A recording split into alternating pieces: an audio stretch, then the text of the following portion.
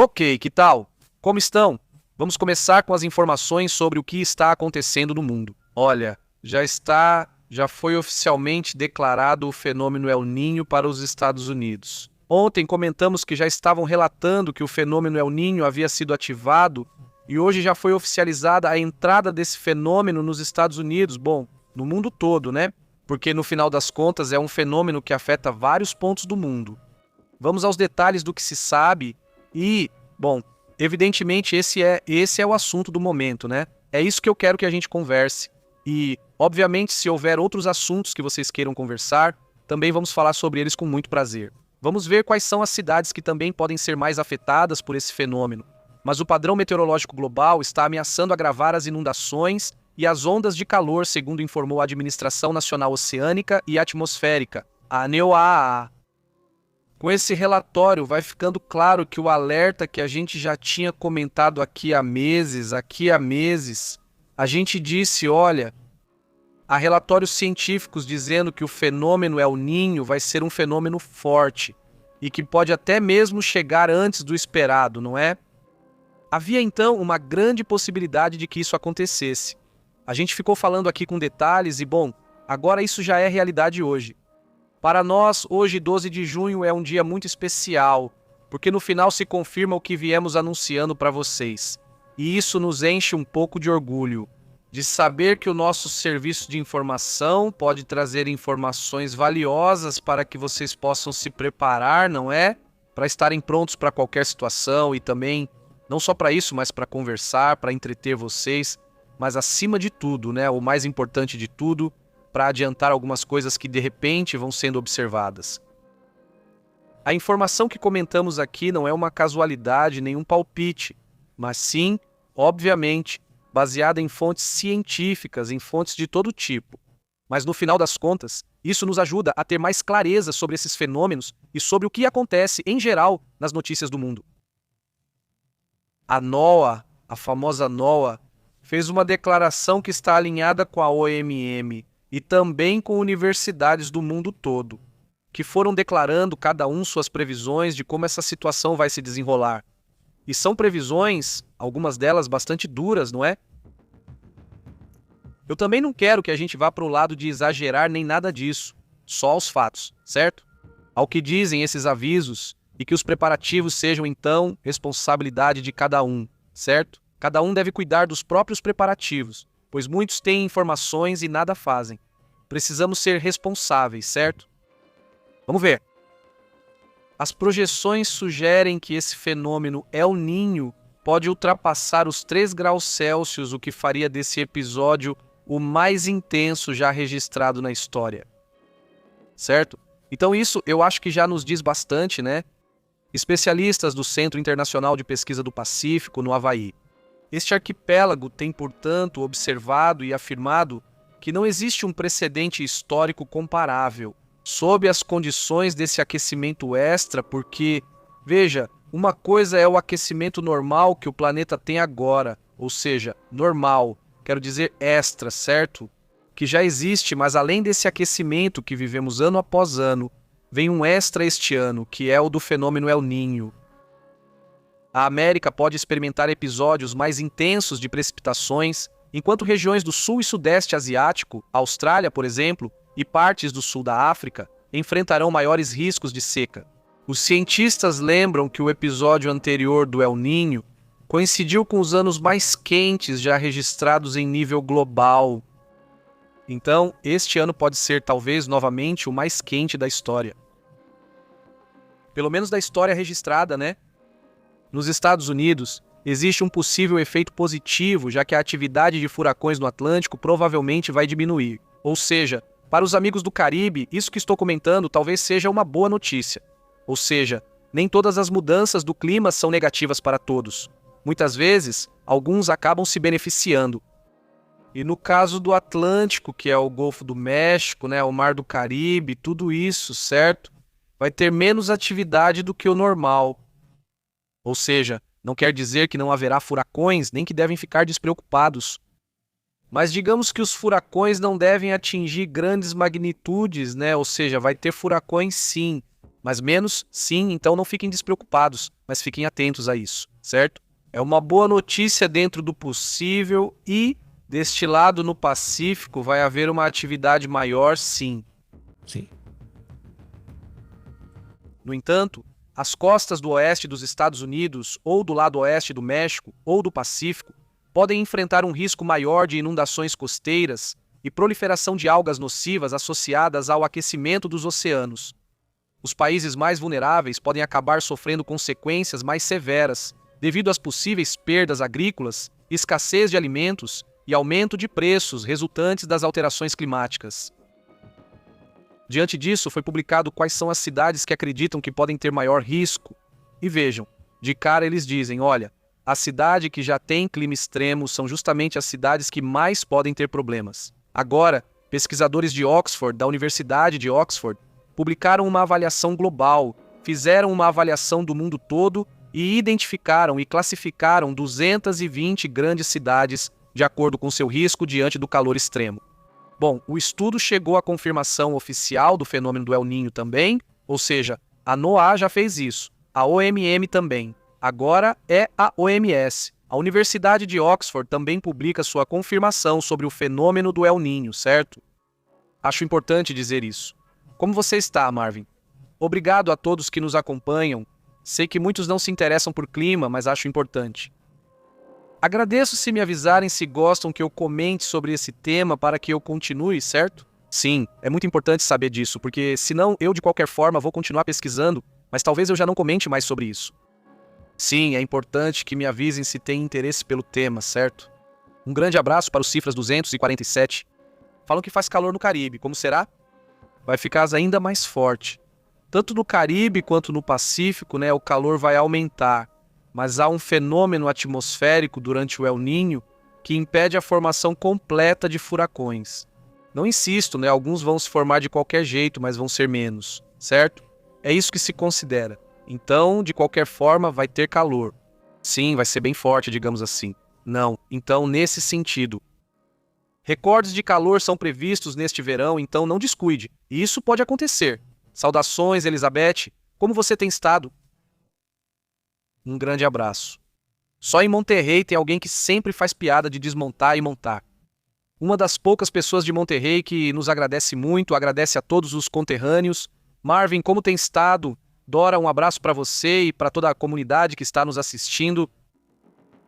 Olha, pesquisadores da Universidade de Oxford decidiram identificar cidades de maior risco. Acontece que existe uma cidade chamada Al-Bayar Bashar, que felizmente para nós está longe, mas não para eles, né? Obviamente, quero que vocês vejam esta cidade. É que essa é a cidade que agora teria mais problemas no mundo neste ano de 2026, em relação ao recorde de temperaturas.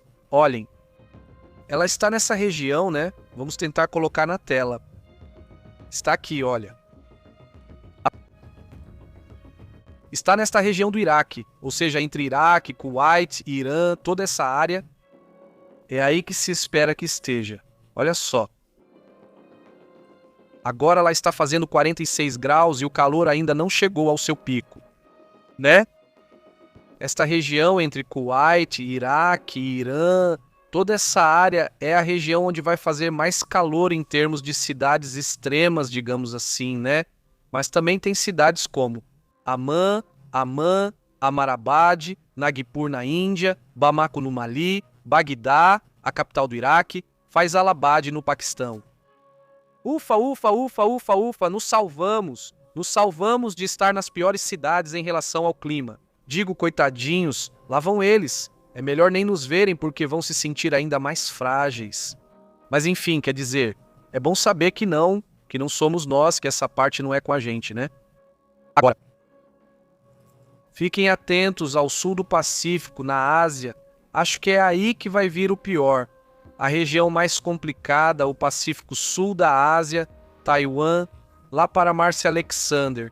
Manda um abraço para a comunidade que nos assiste por lá, no Japão, Filipinas, Tailândia, etc. China, evidentemente, toda essa região vai ter um potencial de risco maior, não é? Uma das descobertas mais importantes é o perigo. Não depende só da temperatura. Também depende, ou seja, eles fizeram um estudo mais amplo, não só climático, mas disseram: vamos analisar também o contexto social, ou seja, como é a pobreza na região, certo? Como é a infraestrutura. Hoje é assim. Aqui faz muito calor, mas também há rios, floresta, certa prosperidade. As pessoas têm ventilador, ar-condicionado, bons materiais de construção, então se saem bem, não está ruim. Mas em outras regiões é o oposto. Destinos turísticos muito populares, como por exemplo o Cairo, seria uma das áreas de maior risco também em relação ao calor deste ano. Bangkok, Hanoi, Jaipur, Ho Chi Minh, sim, também são apontados pelos pesquisadores como um dos piores lugares para se estar este ano.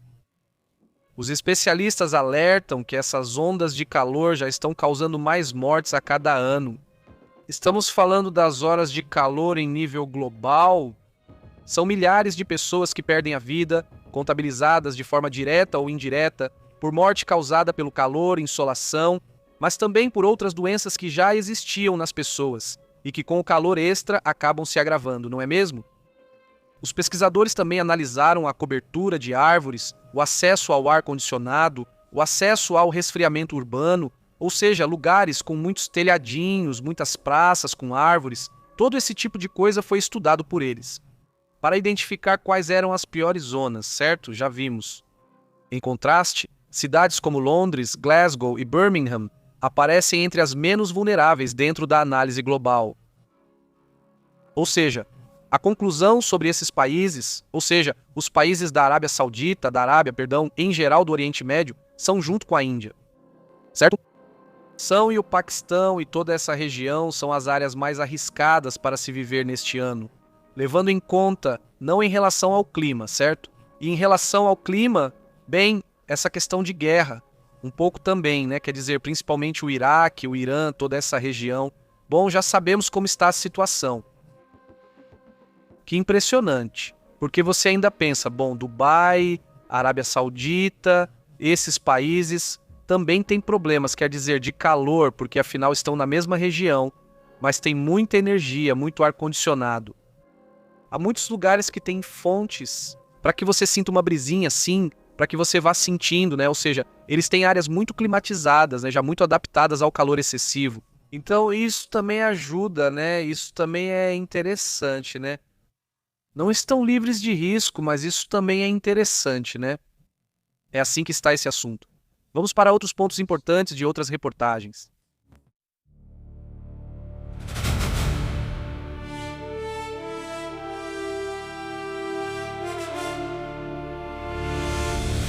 Ei, esse indivíduo que estamos vendo na tela seria o novo diretor de inteligência nacional? Ou poderia ser porque é uma indicação, não é que o Trump decide e pronto, é uma indicação. Dizem que o procurador federal Jay Clayton foi escolhido para chefiar a inteligência nacional, já que há um interino desde a demissão de Tulsi Gabbard.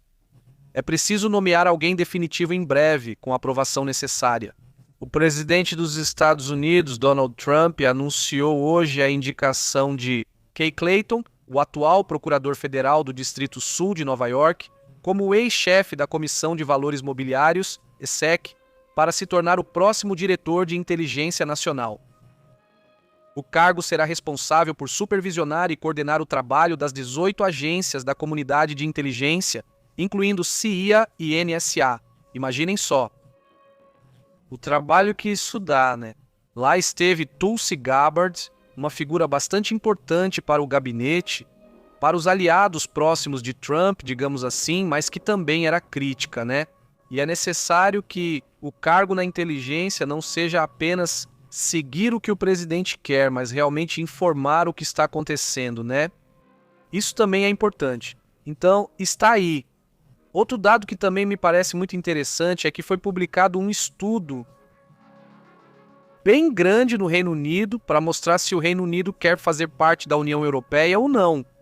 62% quer se unir à União Europeia e apenas 38% quer continuar fora da União Europeia. Ou seja, há uma porcentagem alta, enorme, de pessoas que querem voltar, perceberam que era necessário estar na União Europeia e os ingleses estão assim, querendo dar um passo para trás.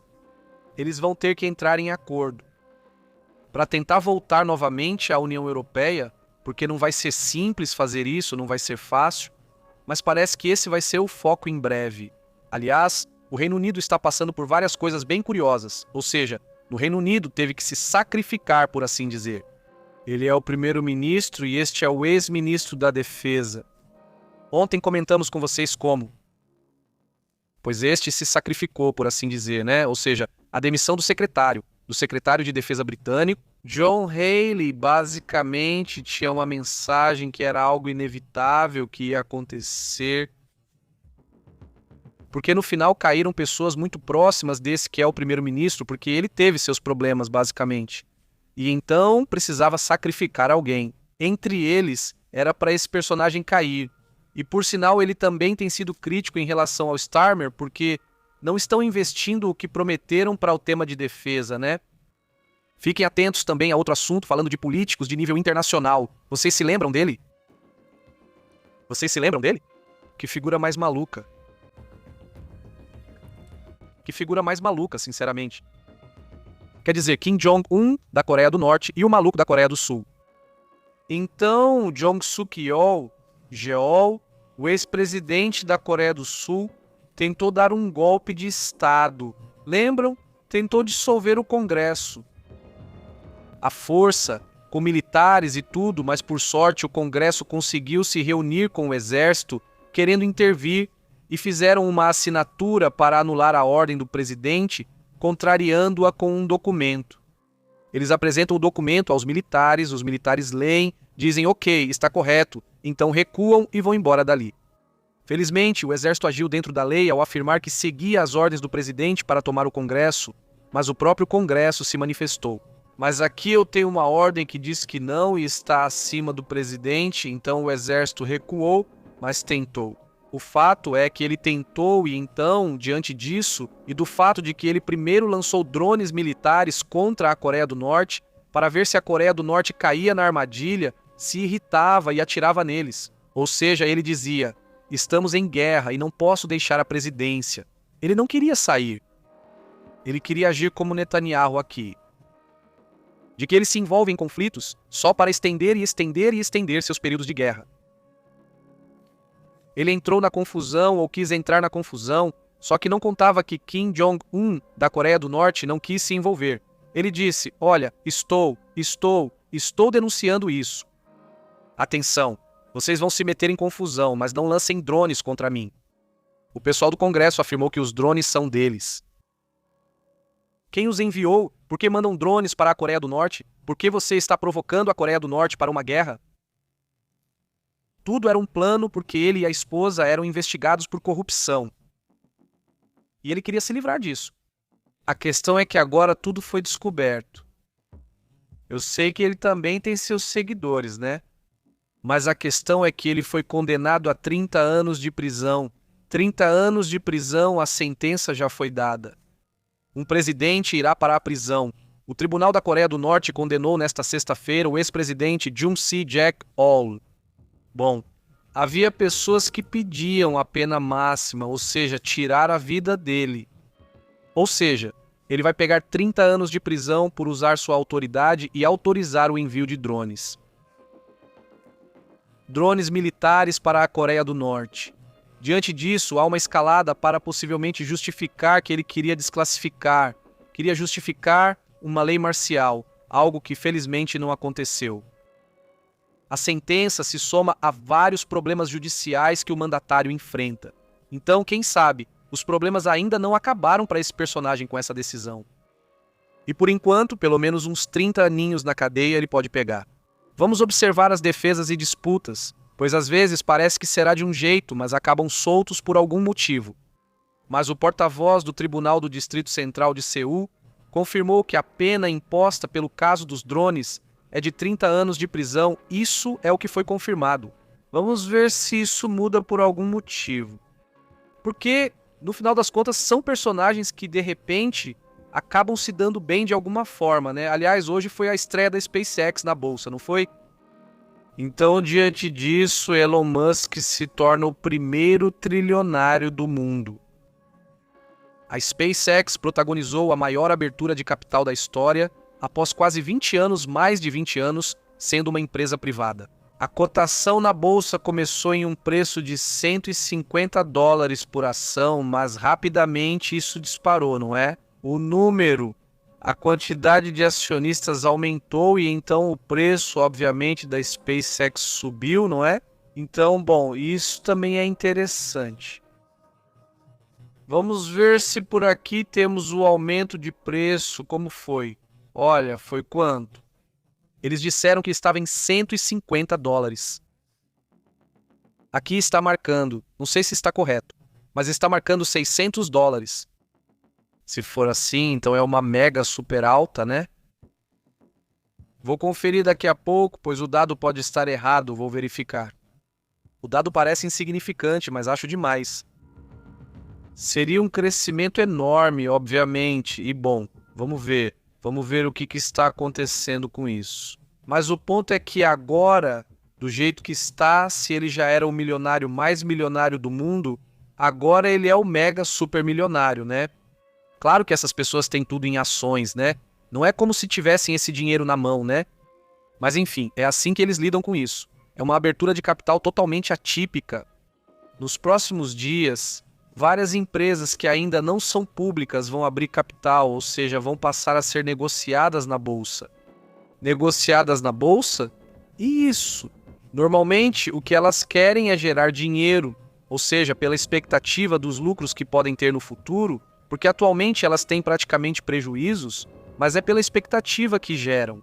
Que se as viagens para Marte, que se aqui, que se ali, todo o desenvolvimento de foguetes, ou seja, o fato de que a própria NASA precisa da SpaceX, tudo isso mostrou que a SpaceX é o futuro no setor espacial, e é a número 1, até agora pelo menos.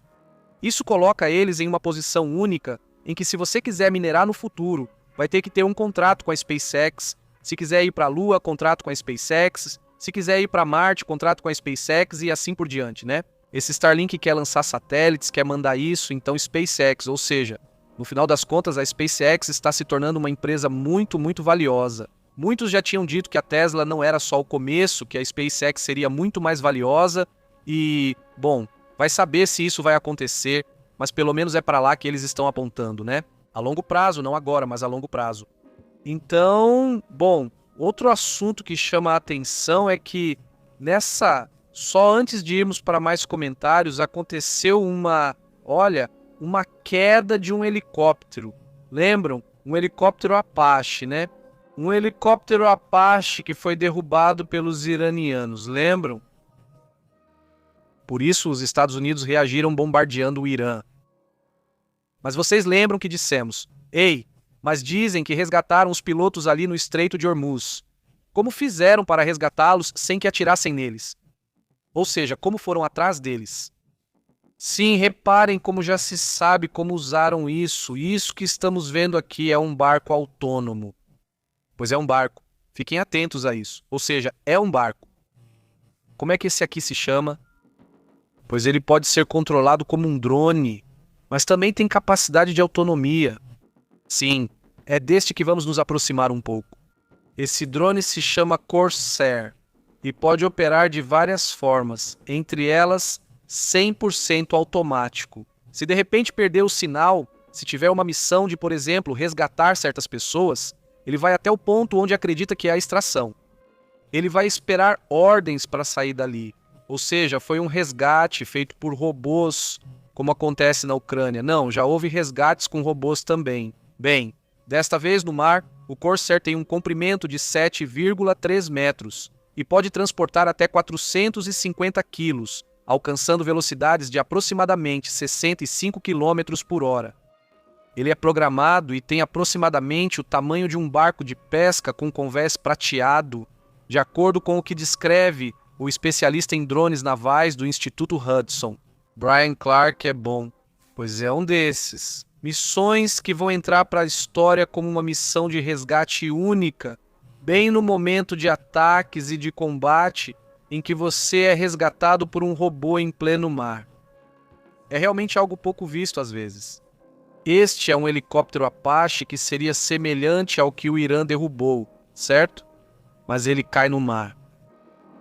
Eles caem com vida, caem vivos, sem ferimentos realmente graves, mas sem que ninguém possa resgatá-los.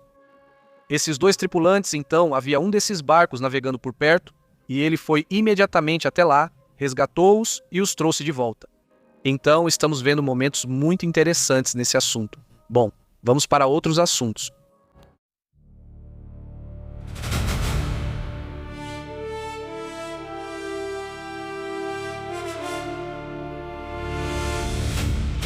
Eu também quero ir para a Lua de verdade, Pantelita, até Marte, inclusive, gostaria de dar uma volta. E como estava a Pantelita Érica Paredes? Como tem estado, seguidor do PP ao vivo desde 2001? Antes de existir o YouTube, muito bem, né? Porque o YouTube começou em 2005, então teria que ser por volta de 2007, que acho que é quando esse canal foi criado. Talvez Jorno já acompanhasse antes, né? E daí qual o problema? Valeu, Érica, obrigado. Forte abraço. Obrigado também ao Marvin e ao Elisel. Como você está, Blanca Barcelona? Ela comenta. Teve um ano em que milhares de animais morreram de calor. Ela responde. Sim, sim, sim. Você lembra? Você está falando do Paquistão ou não? Bom, o do Paquistão foi o acho que da inundação, né? Mas enfim, claro, afeta na agricultura, afeta a pecuária, isso afeta até o humor, né? De muitas regiões, né? Quer dizer, porque sim, pega forte. Vamos ver como é que vem, esse assunto do Super El Niño. Como você tem estado? Carterranayo. Sim, como você tem estado? Saudações a toda a comunidade que nos assiste no Brasil. Recebemos muitos comentários em português. Um grande abraço, inclusive para Portugal, suponho. Saudações, Eliseu. Como você está? Olha, lembrem-se, espaço aberto. Deixe seu comentário em áudio e tudo mais para ouvirmos vocês, para podermos publicar aqui o seu comentário, não a sua opinião. Seu relato, onde quer que estejam, que tenham, que continuem tendo um espaço aqui. Usem com responsabilidade só isso, mas mandem aí seu relato, sua mensagem, né? E aqui estaremos ouvindo com prazer. Evidentemente, olha, daqui a pouco eu volto porque parece que vai ter muita informação. Então, continuamos atentos. É fim de semana, aproveitem esta sexta-feira. Muito obrigado por compartilhar, por passar um tempinho com a gente. Continuamos conversando. Um grande abraço, continuamos batendo papo. Até logo.